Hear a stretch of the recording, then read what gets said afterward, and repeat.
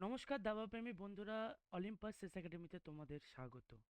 আজকে এটা আমাদের দ্বিতীয় অধ্যায়, আর এই অধ্যায়ে আমরা শিখব পিস মুভমেন্ট। তো এইখানে দেখতে পাচ্ছ বোর্ডে আমরা সব ব্ল্যাক আর হোয়াইটের সব পিস সাজানো রয়েছে। তো আমরা প্রথমে দেখব এই পনের মুভমেন্ট। তো পন তোমরা যে দেখতে পাচ্ছ, এই যে সেকেন্ড র্যাঙ্কে আর এই সেভেন্থ র্যাঙ্কে যেগুলি দেখতে পাচ্ছ, এগুলি হচ্ছে পন। তো এই ব্যাপারে আমরা বিস্তারিতভাবে শিখব। তো প্রথমে আমরা বোর্ডটাকে ক্লিয়ার করে দিই আর পনগুলিকে শুধু সাজিয়ে দিই। তো এইভাবে আমরা সাজিয়ে পারি। আর দেখতে পাচ্ছ এটা আমি ব্ল্যাকের পন, হোয়াইটের পন সাজিয়েছি, এবার ব্ল্যাকের পন সাজালাম। তো দুই পক্ষের মানে হোয়াইট আর ব্ল্যাকের দুজনেই ৮টা করে এরকম পন থেকে থাকে। তো এই পন খুবই মানে ছোট একটা পিস বলতে পারো, মানে অনেকই কম পাওয়ারের একটা পিস হয়ে থাকে। যদিও বা এরা সংখ্যায় অনেক, ৮টা করে, বাট তবুও এদের কিন্তু পাওয়ার যেটা, শক্তি যেটা, এটা কিন্তু খুবই কম।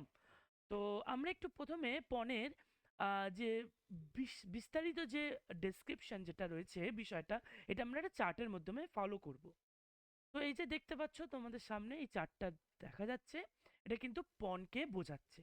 যেমন দেখো পণের কতগুলি ভাগ করা রয়েছে।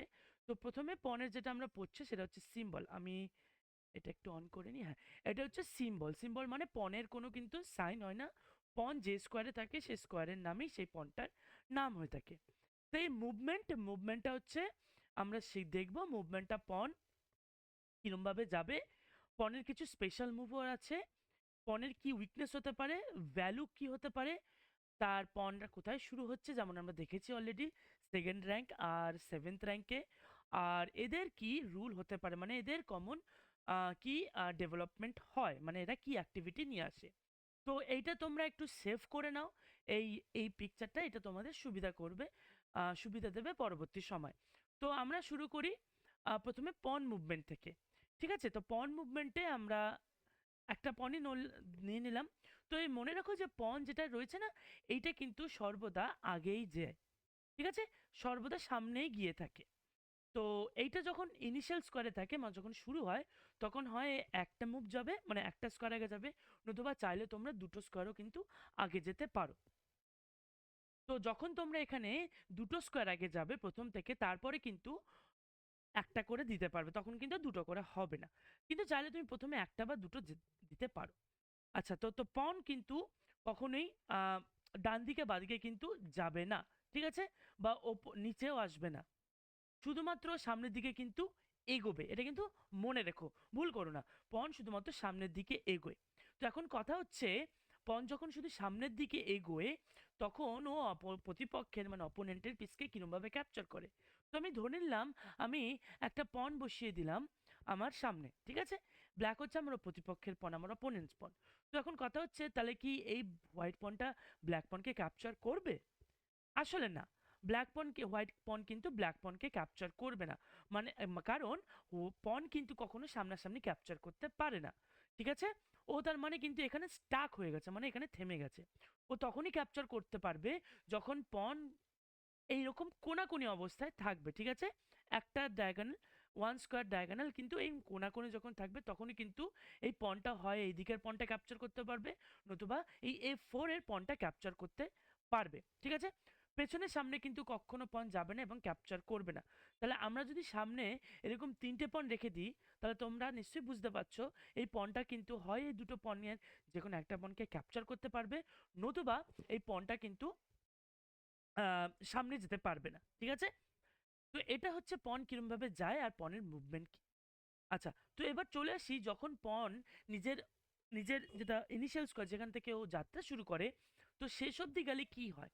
তো এটা একটা খুবই ইম্পর্টেন্ট জিনিস, কারণ যখন আমরা পণ শুরু করলাম, ধরে নিলাম E4 থেকে ও সোজা চলে গেল লাস্ট র্যাঙ্কে, অর্থাৎ অন্তিম স্কোয়ারে পৌঁছলো, তখন কি পণটা অদৃশ্য হয়ে যাবে? না, আসলে পণটা কোনো অদৃশ্য হবে না, বরং পণটা কিন্তু প্রমোট হবে। ঠিক আছে, প্রমোট মানে হচ্ছে এই পণটাকে তুমি চাইলে বিশপ, নাইট, কুইন অথবা রুকে কিন্তু কনভার্ট করতে পারো যে কোনো একটা পিসে। তো এই পণ আম, ছোট হলেও কিন্তু পণের কিন্তু এই জায়গাটা কিন্তু শক্তি আছে।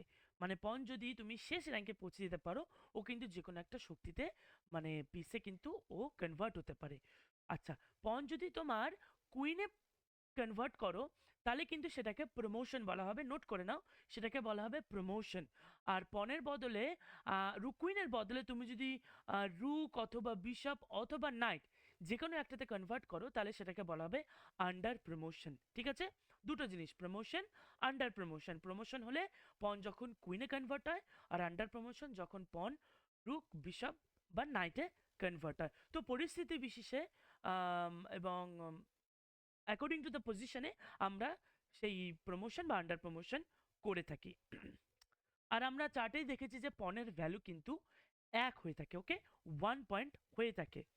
আচ্ছা, পনের কিন্তু একটা আম আরো একটা কিন্তু বিচিত্র বৈশিষ্ট্য রয়েছে যেটা কিনা আমরা স্পেশাল মুভে ধরে থাকি। যেমন দেখো এইখানে স্পেশাল মুভ দেওয়া আছে যেটাকে বলা হচ্ছে n%, ওকে? আর আরেকটা স্পেশাল মুভ আমরা অলরেডি জেনেছি, প্রমোশন। এই n%টা কিন্তু আমরা অনেকেই ওভারলুক করি বা জানি না। যেমন দেখো n%টা কিরকম ভাবে হয়, ধরো তোমার পনটা এই এই র্যাঙ্কে রয়েছে ইনিশিয়াল স্কোয়ারে, আর ধরে নিলাম প্রতিপক্ষের মানে অপোনেন্টের একটা পনে 4th র্যাঙ্কে রয়েছে, ঠিক আছে? এবার তুমি যখন তোমার এই পনটা একেবারেই দুটো স্কোয়ার আগে পৌঁছবে, তখন কিন্তু এই যে ব্ল্যাক পনটা রয়েছে এই পনটা কিন্তু তোমাকে এরম ভাবে ক্যাপচার করতে পারবে।